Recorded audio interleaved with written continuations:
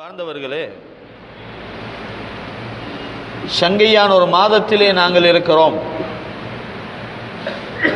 வானம் பூமி படைக்கப்பட்ட நாள் முதல் மாதங்களின் எண்ணிக்கை 12 என்றும், அந்த 12 மாதங்களில் 4 மாதங்கள் சங்கையானவைகள் என்றும் அல்லாஹு தஆலா குர்ஆனில் சொல்லியிருக்கிறார். அந்த சங்கையான 4 மாதங்களில் ஒன்றான ரஜபுடைய மாதத்தில் நாங்கள் இருக்கிறோம். இந்த மாதத்தில் ஸல்லல்லாஹு அலைஹி வஸல்லம் அன்னவர்கள் ஒரு துஆவை கேட்பார்கள். அல்லாஹும்ம பாரிக் லனா ஃபீ ரஜப வ ஷஅபான் வபல்லிக்னா ரமலான். யா அல்லாஹ், ரஜபுடைய மாதத்தில் எங்களுக்கு பரக்கத்து செய்வாயாக, அதை அடுத்து வருகின்ற ஷஅபானுடைய மாதத்தில் எங்களுக்கு நீ பரக்கத்து செய்வாயாக, புனிதமான ரமலானுடைய மாதத்தை அடைந்து கொள்கின்ற பாக்கியத்தை இறைவா நம் அனைவருக்கும் தந்தருள்வாயாக என்று நபிகள் நாயகம் ஸல்லல்லாஹு அலைஹி வஸல்லம் அன்னவர்கள் துஆ கேட்பார். இந்த 3 மாதங்களும் விசேஷத்துக்குரிய மாதங்கள். ரஜபு, ஷஅபான், ரமலான். இந்த 3 மாதங்களிலும் 3 இரவுகளை அல்லாஹு தஆலா வைத்திருக்கிறான். ரஜபுடைய மாதத்தில் நம் உயிரிலும் மேலான ஸல்லல்லாஹு அலைஹி வஸல்லம் அன்னவர்களுடைய மிஅராஜ் நிகழ்வு நடந்த இரவை அல்லாஹ் வைத்திருக்கிறான். ஷஅபானுடைய மாதத்தில் புனிதமான பராஅத்துடைய இரவை அல்லாஹு தஆலா நமக்கு தந்திருக்கிறான். ரமலானுடைய மாதத்தில் லைலத்துல் கத்ர் என்று சொல்கின்ற கத்ருடைய இரவை அல்லாஹ் நமக்கு தந்திருக்கிறான். அதனால்தான் இந்த 3 இரவும் நமக்கு கிடைக்க வேண்டும் என்பதற்காக ஸல்லல்லாஹு அலைஹி வஸல்லம் துஆ கேட்பார்கள். ரஜபிலேயும் ஷஅபானிலேயும் பரக்கத்து செய்வாயாக, ரமலானை அடைகின்ற வாய்ப்பை பாக்கியத்தை தந்தருள்வாயாக என்று துஆ கேட்பார்கள். இன்றைய ரஜபுடைய மாதத்தில் இருக்கின்ற மாபெரும் ஒரு இரவு தான் மிஅராஜுடைய இரவு. உலகத் தலைவர், நம் உயிரிலும் மேலானவர் கண்மணி நாயகம் ஸல்லல்லாஹு அலைஹி வஸல்லம் அன்னவர்கள் உலகத்தில் எந்தொரு மனிதனாலும் நடத்த முடியாத, எவரும் சாதித்து காட்ட முடியாத, எந்தொரு நபிமார்களோ ரசூல்மார்களோ எந்தொரு ஔலியாக்களோ உலகத்தில் நிகழ்த்தி காட்டிடாத ஒரு நிகழ்வை ஸல்லல்லாஹு அலைஹி வஸல்லம் அவர்களுக்கு நிகழ்ந்தது இந்த ரஜபுடைய மாதம். அதைத்தான் மிஅராஜுடைய இரவு என்று சொல்கிறோம். உலகத்தில் தோன்றிய எல்லா நபிமார்களும் யா அல்லாஹ், உன்னை நான் பார்க்க வேண்டும் என்று ஆசைப்பட்டார்கள். மூசா அலைஹிஸ்ஸலாம் அவர்கள் துஆ கேட்கிறார்கள், இறைவா உன்னை நான் பார்க்கணும், உன்னையே வணங்குகிறோம், உன்னிடமே உதவியும் தேடுகிறோம், உன்னை ரப்பாக ஏற்றிருக்கிறோம், யா அல்லாஹ் நீ எப்படி இருப்பாய், உன்னை நான் பார்க்க வேண்டும். மூசா அலைஹிஸ்ஸலாத்துடைய துஆ ஒவ்வொரு நபிமார்களும் கேட்டார்கள். எவருக்கும் இந்த உலகத்தில் அல்லாஹுவை நேராக பார்க்கின்ற வாய்ப்பும் பாக்கியமும் கிடைக்கவில்லை. ஆனால் மூசா அலைஹிஸ்ஸலாம் அன்னவர்களுக்கு அல்லாஹ் தன்னுடைய தஜல்லியை தூர் சீனா மலையிலே வெளியாக்கி காட்டினார். இப்ராஹிம் அலைஹிஸ்ஸலாம் அன்னவர்களுக்கு நம்ரூதுடைய நெருப்புக்குள் எரியப்படுகின்ற அந்த நேரத்தில் அல்லாஹு தஆலா தன்னுடைய தஜல்லியை காட்டினார். யூனுஸ் அலைஹிஸ்ஸலாம் அன்னவர்கள் மீனுடைய வயிற்றிலே இருக்கின்ற பொழுது அல்லாஹு தஆலா அவர்களுக்கு தன்னுடைய தஜல்லியை காட்டினான். எல்லோருக்கும் இந்த உலகத்தில் காட்டப்பட்டது. ஆனால் எல்லா நபிமார்களும் ஆசைப்படுகிறார்கள், இறைவா உன்னை பார்க்கணும் என்று. அல்லாஹு தஆலா வானவர் ஜிப்ரீல் அலைஹிஸ்ஸலாத்தை அழைத்து சொல்கிறான், ஜிப்ரீலே என்னுடைய ஹபீபை பார்க்க நான் ஆசைப்படுகிறேன். உலகத்தில் எல்லா நபிமார்களும் ரசூல்மார்களும் அல்லாஹ்வை பார்க்க ஆசைப்படுகிறார்கள். அல்லாஹ் சொல்கிறான், ஜிப்ரீலே என்னுடைய ஹபீபை நேராக பார்க்க எனக்கு ஆசையாக இருக்கிறார். அவரை அழைத்து வர முடியுமா? அவரை அழைத்து வாருங்கள், அவரை நான் நேராக பார்க்க வேண்டும். இது அல்லாஹ்வுடைய ஆசை. உலகத்தில் யாருக்கும் கொடுக்கப்படாத சிறப்பை உலக தலைவர் என்பதை அல்லாஹு தஆலா உலகத்தில் நிரூபித்து காட்டிய மாதம் ரஜபுடைய மாதம். மேராஜிலே பல படிப்பினைகள், பல சிந்திக்க வேண்டிய சிந்தனைக்கு எடுக்க வேண்டிய பாடங்கள், பல கற்றுக்கொள்ளப்பட வேண்டிய பல அனுபவங்கள் இந்த மேராஜிலே நிறையவே இருக்கிறது. அதிகமானவர்கள் சொல்லுவார்கள், ஸல்லல்லாஹு அலைஹி வஸல்லம் அவர்கள் தொழுகையை கொண்டு வருவதற்காக மேராஜ் போனார்கள் என்று. தொழுகையை கொண்டு வர ஸல்லல்லாஹு அலைஹி வஸல்லம் அவர்கள் மேராஜ் போகவில்லை. நோன்பு இந்த உலகத்தில் கடமையாக்கப்படுகிறது, பூமியிலே ஜக்காத்து கடமையாக்கப்படுகிறது, ஹஜ்ஜு கடமையாக்கப்படுகிறது. தொழுகையை மாத்திரம் எடுக்க ஸல்லல்லாஹு அலைஹி வஸல்லம் அவர்கள் மேராஜ் போக வேண்டுமா? இல்லை. உதாரணத்துக்காக நீங்கள் வெளிநாடு போகிறீர்கள், ஏதோ ஒரு தேவைக்காக போகிறீர்கள். போய் வருகின்ற பொழுது வீட்டிலே உங்களுடைய பிள்ளைக்காக, உங்களுடைய மனைவிக்காக ஏதாவது ஒன்றை எடுத்துக்கொண்டு வருவது ஒரு சந்தோஷம் அல்லவா?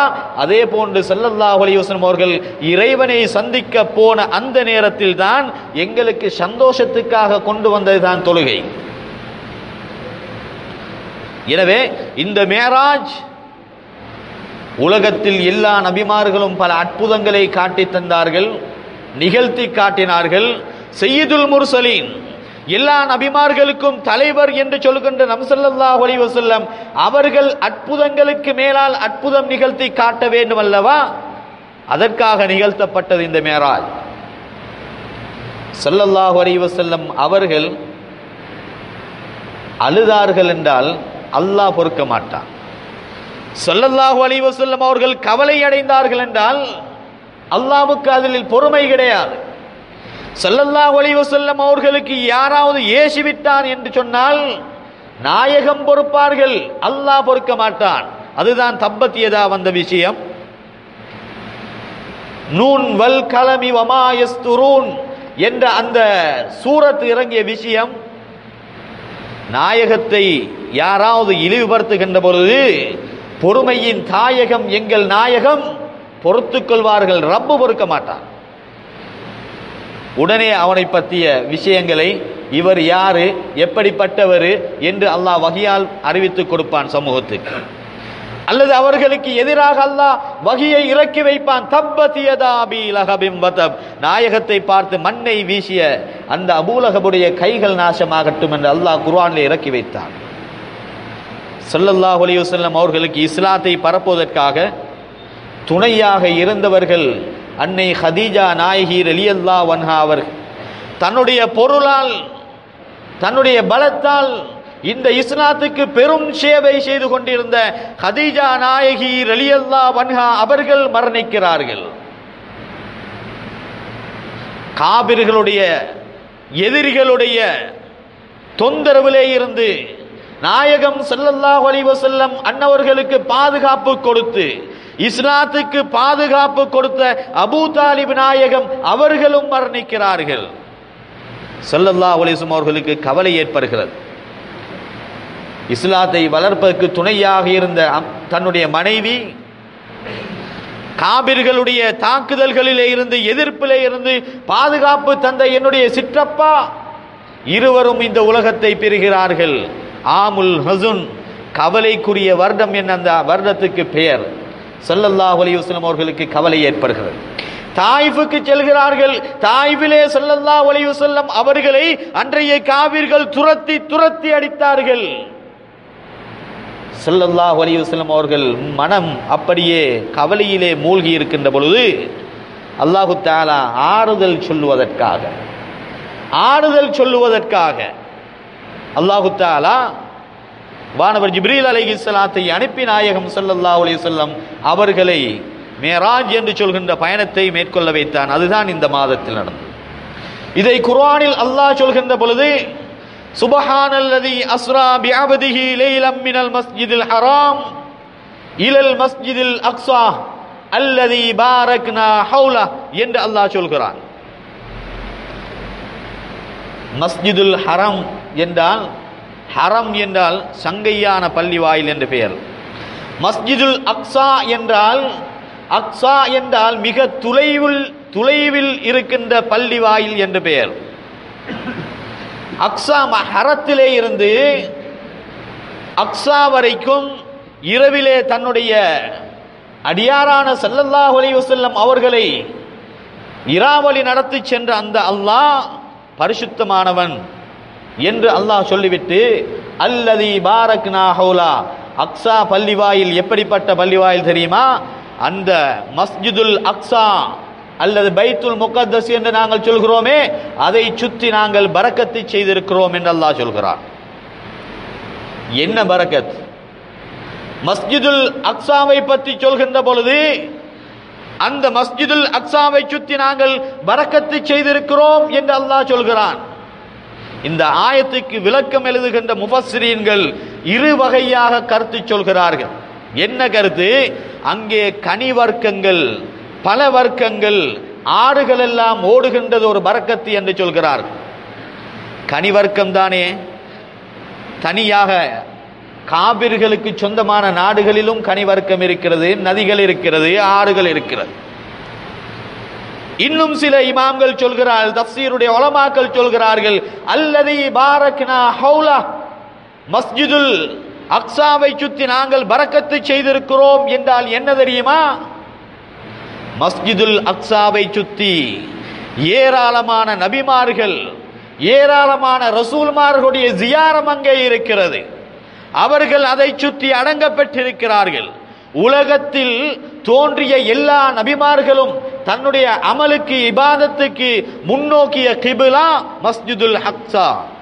அதுதான் ஆரம்ப கிபிலா, முதல் கிபிலா. அதனால் ஏராளமான நபிமார்கள், ஏராளமான ரசூல்மார்கள் அந்த மஸ்ஜிதுல் அக்ஸாவை சுற்றி அடங்க பெற்றிருக்கிறார்கள்.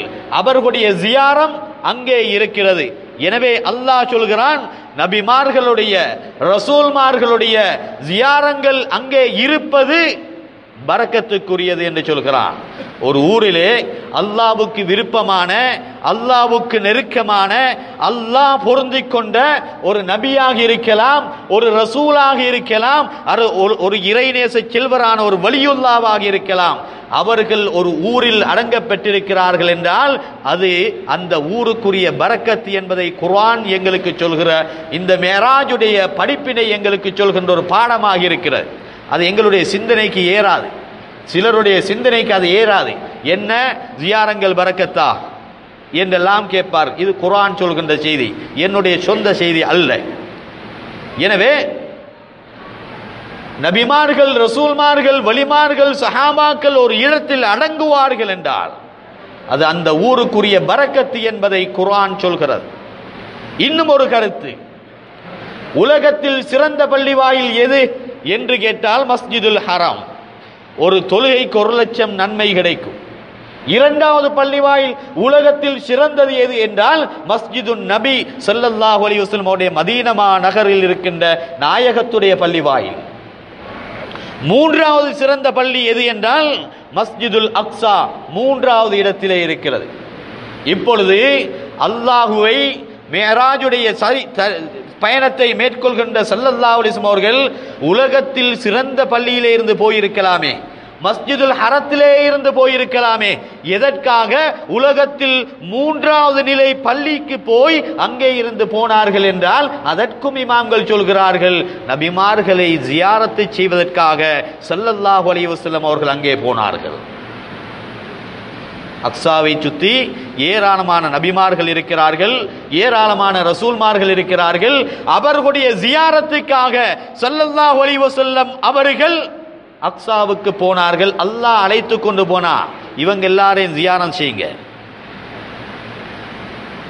உலக தலைவர், எல்லா சய்யிதுல் முர்சலீன், சய்யிதுல் அன்பியா வல் முர்சலீன், நபிமார்கள் ரசூல்மார்கள் அனைவருக்கும் தலைவர் என்பதை உலகத்தில் நிரூபிப்பதற்காக அல்லாஹ் எல்லா நபிமார்களையும் மஸ்ஜிதுல் அக்ஸாவுக்கு வரவழைத்து எல்லா நபிமார்களுக்கும் தலைவராக இருந்து நம் ஸல்லல்லாஹு அலைஹி வஸல்லம் அவர்கள் இமாமாக இருந்து தொழுகை நடாத்தினார்கள்.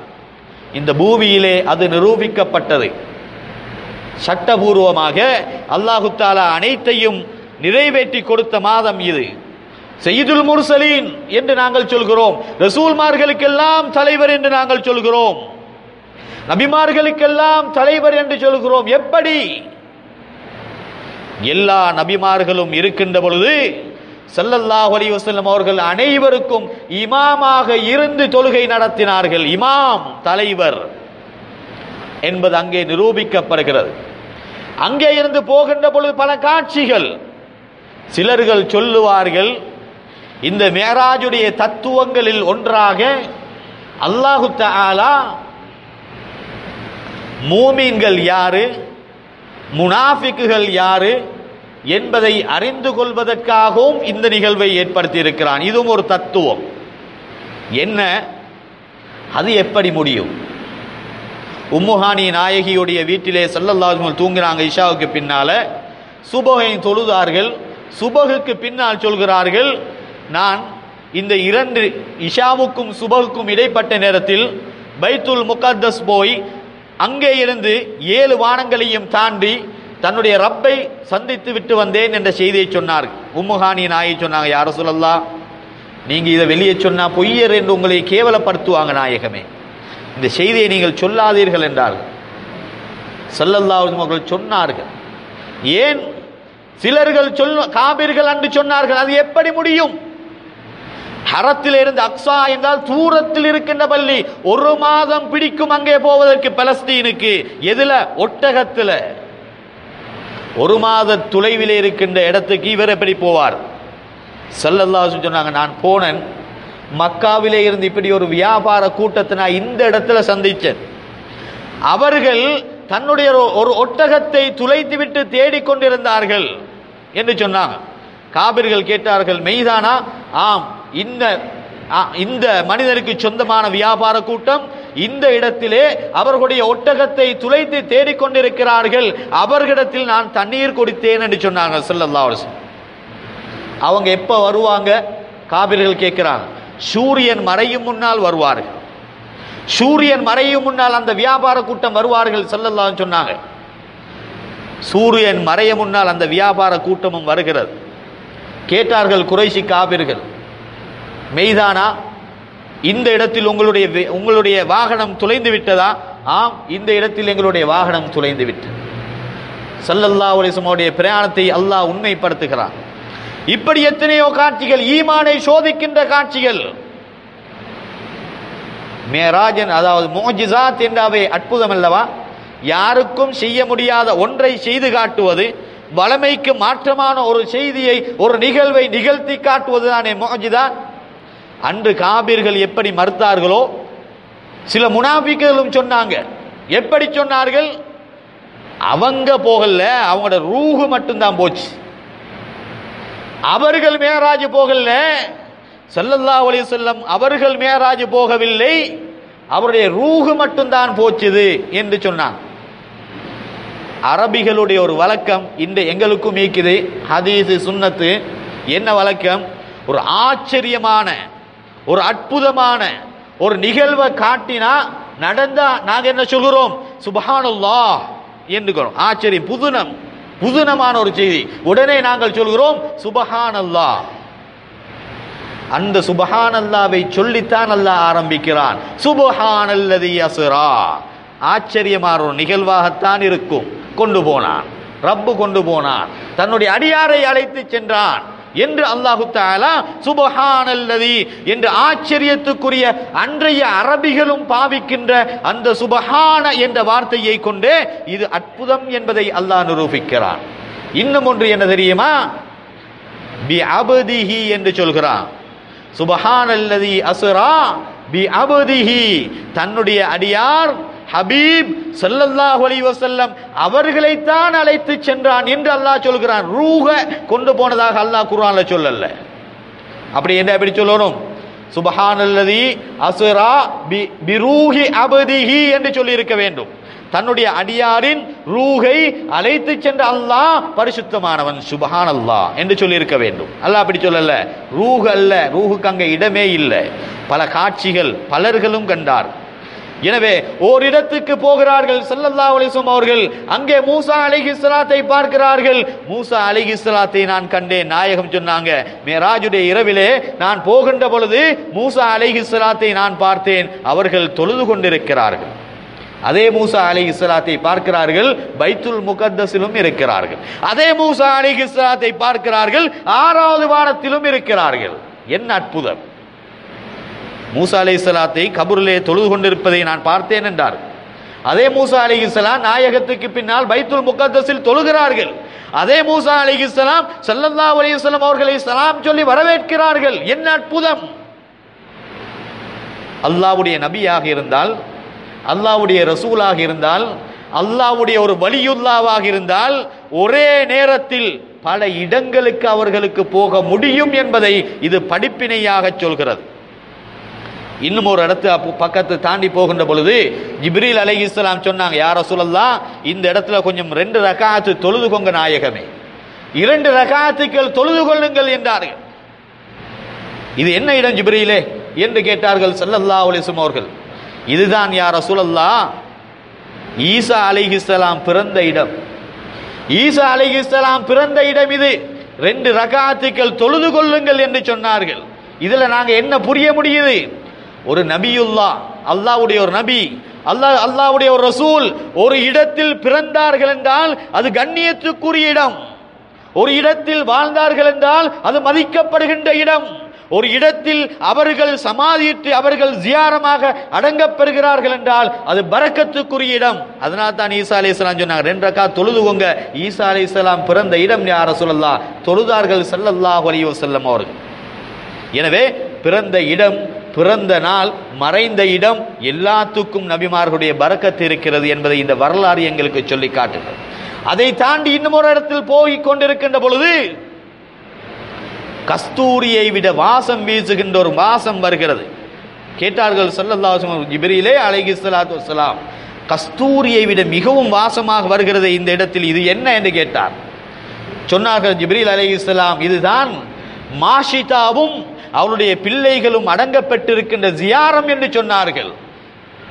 யார் அந்த மாஷிதா? ஸல்லல்லாஹு அலைஹி வஸல்லம் கேட்கிறார்கள்.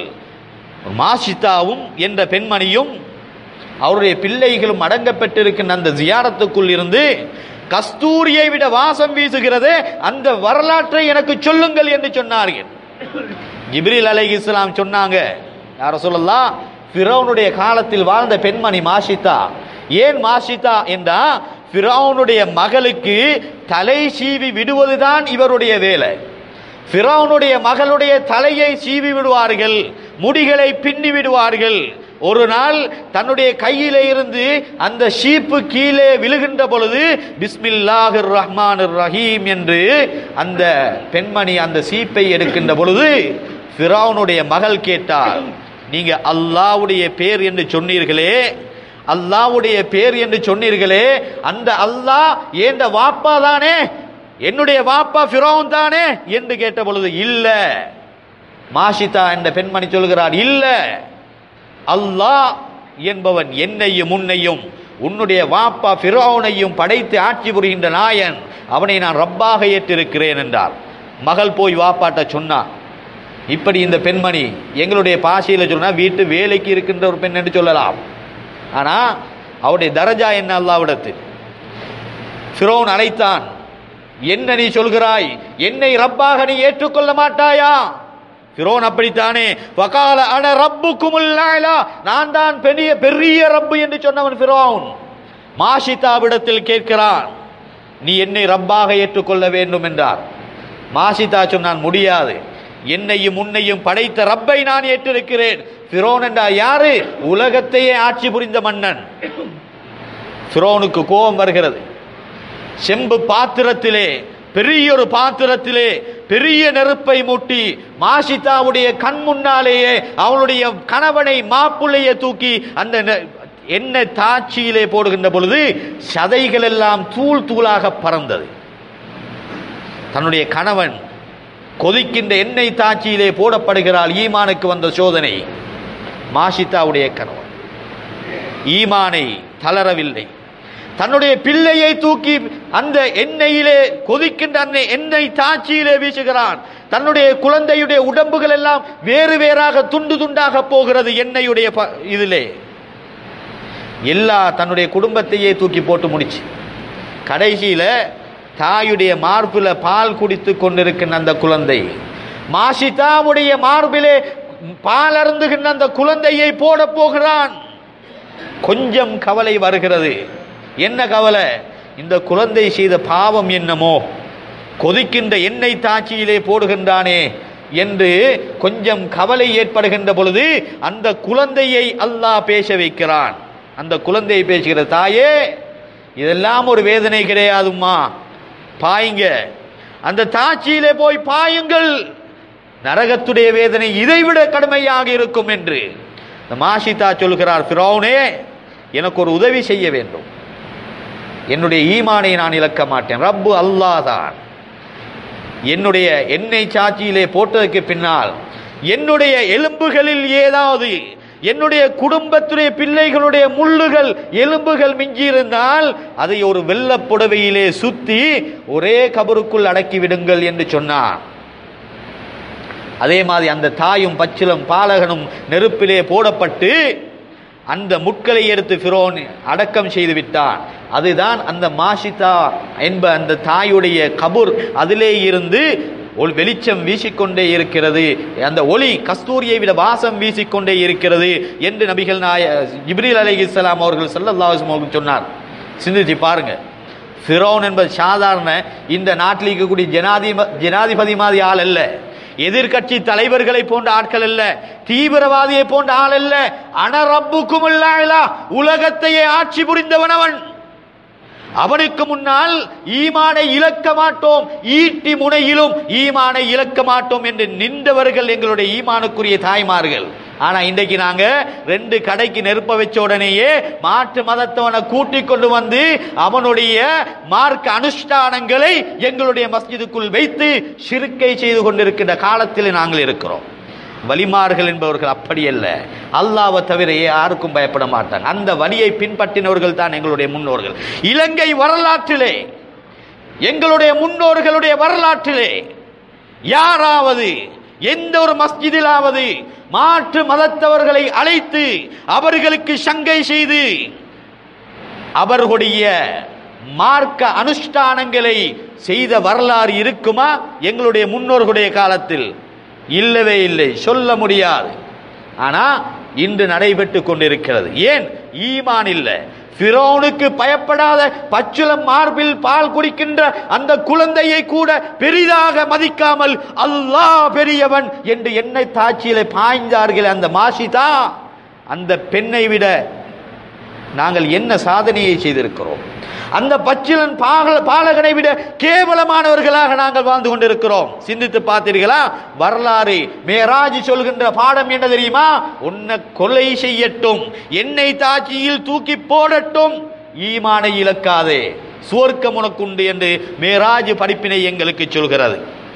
எனவே அன்புக்குரியவர்களே, முன்னோர்கள் காட்டி தந்த மார்க்கத்தை விட்டுட்டு புது புது மார்க்கங்களுக்கு பின்னால் நாங்கள் போனதுனால தான் இன்று ஷிர்க் எங்களை மஸ்ஜிதுக்குள்ள தேடி வந்தீங்க. ஆரம்பத்தில் சொல்லுவாங்க, பள்ளி வாயில்களில் மௌலித் ஓதினால் பாட்டு பாடுகிறார்கள் என்று கேவலப்படுத்தினார்கள். நாயகத்தை, அல்லாஹ்வுடைய தூதரை புகழ்ந்தால் மஸ்ஜிதிலே சிலருக்கு சிரிப்பு வரும், சிலருக்கு கிறுக்கு பிடிக்கும், சிலர் பிதுஅத் என்பார், சிலர் ஷிர்க் என்பார். என்ன?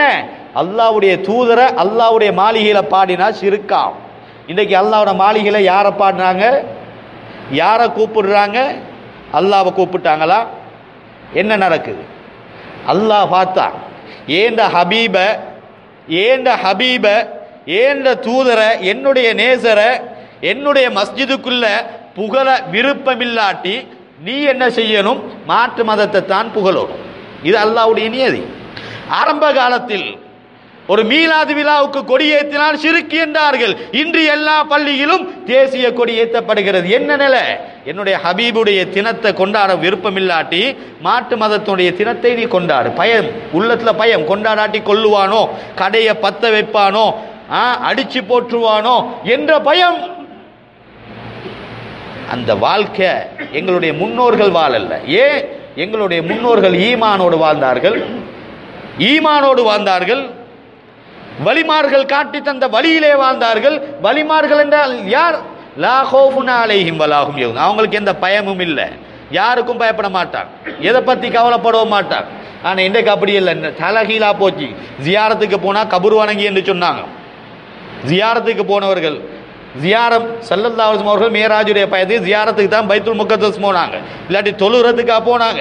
ஏன் மஸ்ஜிது ஹரத்தில் தொழுறதுக்கு இடம் இல்லையா? இடம் இல்லையா மஸ்ஜிதுல் ஹரத்தில் தொழுறதுக்கு? ஏன் பைத்துல் முகத்தஸ் போகணும்? எல்லா நபிமார்களுடைய ஜியாரத்துக்கும் போனாங்க. இன்று ஜியாரம் செய்கிற பார்த்தா கபூர் வணங்கிகள் என்று கேவலப்படுத்தினார். நாயகத்துடைய ஒரு சுண்ணாவை இழிவுபடுத்தின சமூகத்தை அல்லாஹு தாலா என்ன செஞ்சான்? சிலை வணங்க வைத்தான். இது இந்த நாட்டில் நடக்கக்கூடிய கண்ணால் பார்க்கக்கூடிய பாரு. என்னுடைய நபிமாருடைய ஜியாரத்துக்கு போனவங்களை பார்த்து நீ கபூர் வணங்கி என்று சொன்னா நீ சிலையை வணங்கிட்டு போ. எனவே வார்த்தைகளை நாங்கள் கவனமாக இருக்க வேண்டும். ஈமான் மௌத்து ஒரு தடவை, மறுபடியும் வாழ்க்கை எங்களுக்கு கிடையாது இந்த உலகம். அதனால் முன்னோர்கள் காட்டித்தந்த முறையிலே வாழ வேண்டும். எனவே படிப்பினைகள், ஈமானை பரிசுத்தப்படுத்துகின்ற படிப்பினைகள், இன்றைய மாதம் ஒரு படிப்பினைக்குரிய மாதமாக எடுத்துக்கொள்ள வேண்டும். எனவே அன்புக்குரியவர்களே, அல்லாஹ்வை நேராக பார்க்கின்ற பாக்கியத்தை அல்லாஹு தஆலா இந்த மாதத்தில் ஸல்லல்லாஹு அலைஹி வஸல்லம் அவர்களுக்கு கொடுத்தான். ஏராளமான படிப்பினைகளை சொல்ல வேண்டியிருக்கிறது, ஏராளமான சிந்திக்க வேண்டிய ரகசியங்களை சொல்ல வேண்டியிருக்கிறது. நேரம் இடம் கொடுக்கவில்லை. எனவே முன்னோர்கள் இந்த மாதத்தை சங்கைப்படுத்துவார்கள். மேராஜுடைய நாளையிலே நோன்பு நோட்பார்கள். எதற்குரிய நோன்பு? சுக்ரியா, நன்றிக்குரிய நோன்பு. நாயகத்துக்கு இவ்வளவு தர்ஜாவை கொடுத்த இறைவனுக்கு நன்றி, எங்களுக்கு தொழுகையை தந்த இறைவனுக்கு நன்றி என்பதற்காக நோன்பு நோட்பார்கள். அந்த நோன்பையும் நாங்கள் நோட்டுக்கொள்ள வேண்டும். எனவே அல்லாஹு தஆலா அந்த நன்மக்களுடைய பாதையில் நடப்பதற்கு நமக்கு அருள் புரிவானாக. யா அல்லாஹ், எங்களுடைய பாவங்களை மன்னிப்பாயாக. எங்களுடைய பெண்